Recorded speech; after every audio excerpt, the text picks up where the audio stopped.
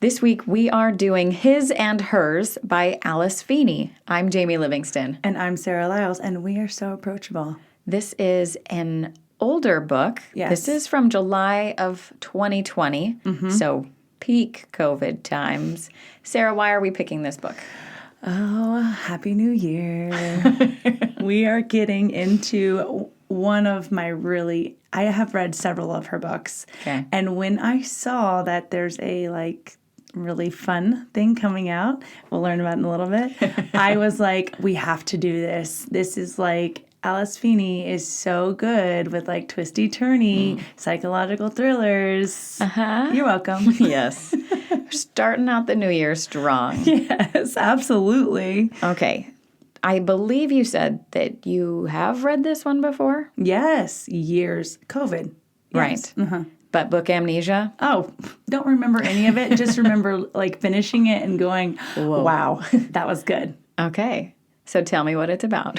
All right. There are two sides to every story, yours and mine, ours and theirs, his and hers, which means someone is always lying. Anna Andrews will do almost anything for her career as a BBC news anchor. When she's asked to report on a woman's murder in Blackdown, the sleepy countryside village where she grew up, it soon becomes clear that Anna isn't just covering the story. She's at the heart of it. Detective Chief Inspector Jack Harper is suspicious of Anna's involvement in the case. He knows she knew the victim, but he hasn't told anyone that he knew her too. And Jack soon realizes he's a suspect in his own murder investigation. Someone knows more than they are letting on. Someone isn't telling the truth. Alternating between Anna's and Jack's points of view, His and Hers is a highly addictive, fast-paced thriller with a killer twist that will keep readers guessing until the very end. Happy New Year. I also I know that we've done a lot of back and forth of different perspectives. And so I do remember really enjoying that. And I know that you've said you kind of like a little bit of that, but this is more of my jam. This is definitely a Sarah pick. All right, so a little bit about Alice Feeney. She is a New York Times million-copy best-selling author of novels. So I have also read Rock, Paper, Scissors, which is another one of hers that I really enjoyed. Beautiful Ugly's even been on my TBR since it came out. I remember as soon as we started this podcast, I was like, let's put that on the list. And so it's in the queue, but it's still... but also the waiting list is extensive. I think I'm finally at the front of the line for that one in the library. That's since what? March? Yeah. That's insane. And so she's obviously had books translated in many different languages. Mm-hmm. So I find this very fascinating. She was a BBC journalist for 15 years. And that is awesome. And the fact that this book is talking about a TV presenter, which I think is just such a funny word to be called a TV presenter. I was a news anchor for 8 years. And so the fact that they call them presenters, I'm very interested to hear her take on it, whether it's similar to newsrooms in the U.S. that I've been in. She's at the BBC, so that's kind of their bigger national news. So I'm excited to dig into that aspect of this, really. Yeah, I knew you would enjoy that. All right, so what I said was the most exciting to me is Netflix is releasing an actual His and Hers January 8th. They're doing a limited series adaptation. And so that was the best and most exciting thing to me. Yeah, I didn't recognize the names of the people who are starring in it, but it is being produced by Jessica Chastain. Okay. And she's a famous actress who's now into the production side of things. But, okay, so this is our TLDR episode, which should be coming out on New Year's. Yeah. Which means get reading, because the show is coming out next week. Yes, and so the show will come out as well as our full episode, so it's kind of cool. I'm excited then. I'll actually be able to watch this without being terrified. I'll actually know what's coming. I assume that we're going to have to do an episode Oh, absolutely. breaking that down, right? I mean, I imagine miniseries are probably, 8 to 10, maybe? Oh, we can crank that out. Do we know if it's going to be like all at once, or are we going to have to wait for episodes? Oh, I feel like they're going to, when you read this book, they're going to make us wait. Because that's kind of how it is. The hook, line, and sinker end the chapter, and you're not done. You got to keep going. Okay. Lots of late nights with this one. Or relatively few. It's a fast read, right? Yes, it is. Yeah. Yep. So, all right. It is highly rated. I mean, this one has been out for 5 years, so it's got a 4.06 on Goodreads. The majority are 4 stars. About 45% are in the 4-star range. 32% are 5 stars, but there's nothing when it comes to 2 and 1 stars. Yeah. And so, even looking for a 1 and 2 star was hard. It was hard. All right. So, give me a good review. I want to start with the bad ones. If they're so hard to find, let's just get those out of the way because I want to leave this on a positive note. All right. Give me the bad one. All right. I have 2 stars from Malia, and she says, "Dare I say it? I think the TV series will be better than the book. I recently read this book, will be turned into a show, and I hope the actors inject the story with more energy because this was a slog. I hate to say it, but the story just felt so recycled with too many coincidences and full of predictable cliches and a dissatisfying ending." Oh, I'm sorry, Malia. But she's going to watch the series. She is going to watch the series, so it left a little bit of an impression. Yeah. What about you? All right. Antri gave it 1 star. Are we reading the same book?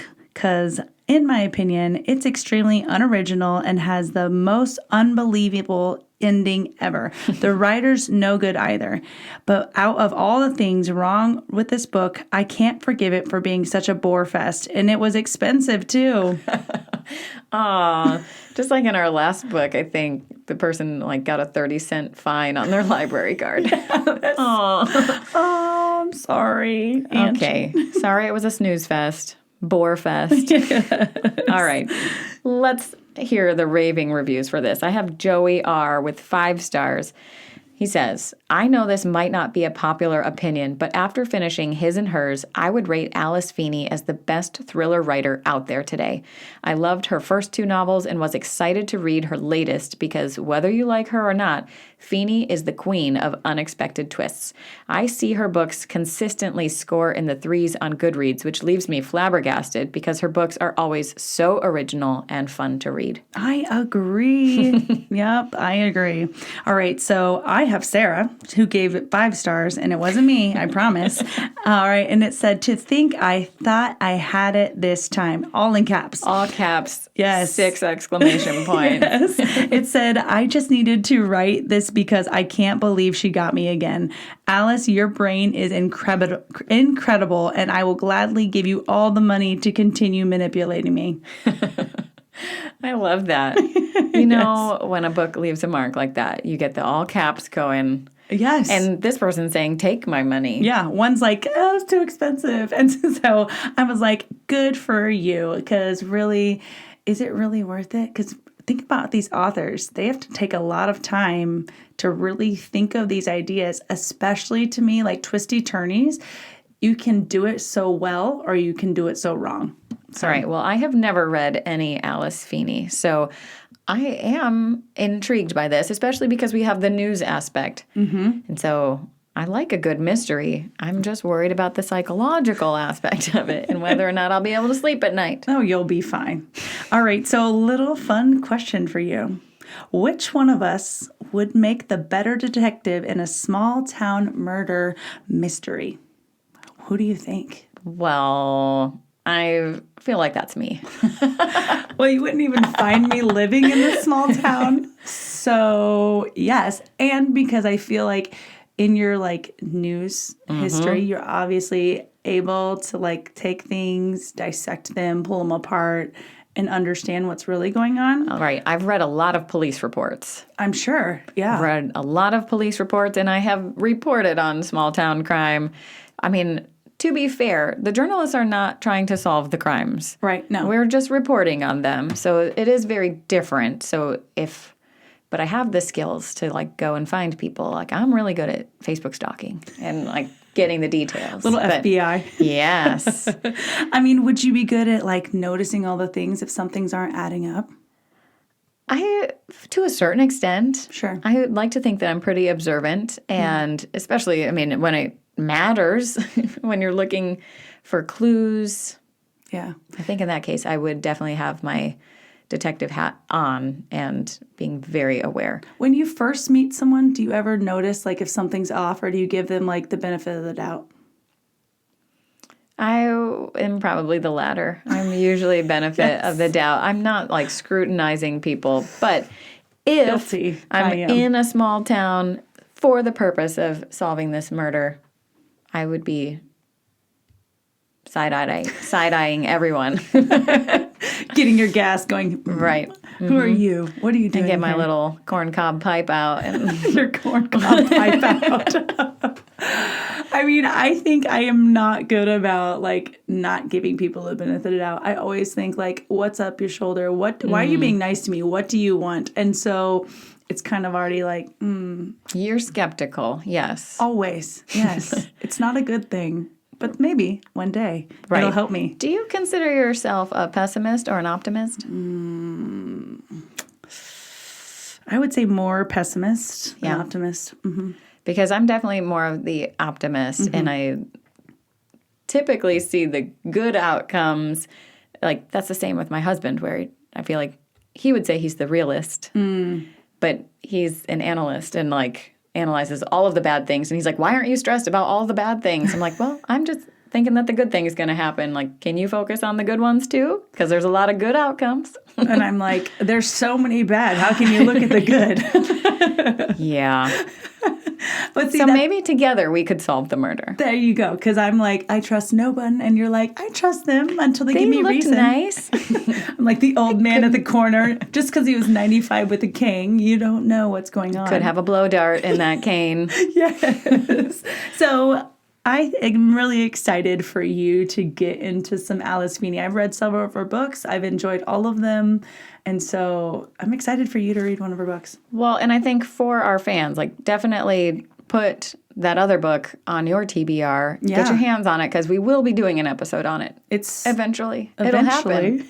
I mean, maybe depending on how this book goes for us, I might put my foot down and say, no more, Sarah, no. But I don't think that'll happen. Well, until then, keep reading. Keep ranting. And remember, you're so approachable. Okay, the episode is over. Get reading. But before you go, like, review, and subscribe. Turn on notifications to get the alert when the full episode drops. Follow us on Instagram and Facebook to see what we're reading next and join the conversation. We're so excited to have you on board. Did you do Downton Abbey? Yeah. I never watched Downton Abbey. I did. It felt like it was a really slow-paced show. Am I wrong? It was very slow. It feels old-timey. I feel like I would enjoy it because I like Bridgerton a felt lot of those old-timey, novels. but No. A little spicy. Little. Yeah. Yes.